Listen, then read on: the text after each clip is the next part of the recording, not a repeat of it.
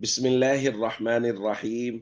عن جابر رضي الله تعالى عنه أن سلمة رضي الله تعالى عنها استأذنت رسول الله صلى الله عليه وسلم في الحجامة، فأمر النبي صلى الله عليه وسلم أبا طيبة أن يحجمها. الحديث رواہ مسلم۔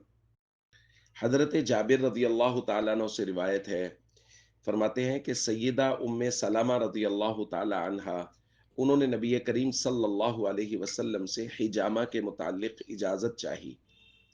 نبی کریم صلی اللہ علیہ وسلم نے ابو طیبہ رضی اللہ تعالیٰ عنہ کو حکم دیا کہ جا کے سیدہ سلمہ کا حجامہ کر دیں۔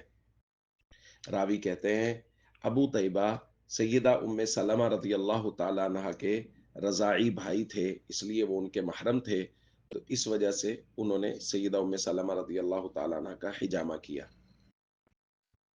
دوستو، ہم حجامہ کے متعلق تفصیلات پڑھ رہے ہیں، تو اس حوالے سے یہ بات ذہن میں رکھی جائے کہ حجامہ جس طرح مردوں کے لیے ہے، اسی طرح خواتین کے لیے بھی حجامہ کروانا درست ہے، کیونکہ یہ ایک طریقہ علاج ہے۔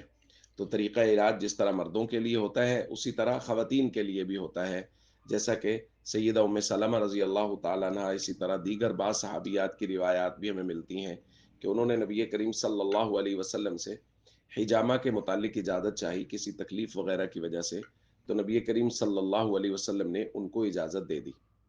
بس خواتین کے معاملے میں وہی ضابطہ اور اصول یاد رکھنا چاہیے جو تمام طریقہ علاج میں ہوتا ہے، کہ خواتین اپنے پردے کا خیال کریں اور کسی خاتون ڈاکٹر کی تلاش کریں جو ماہر ہو اور ان سے حجامہ کروائیں۔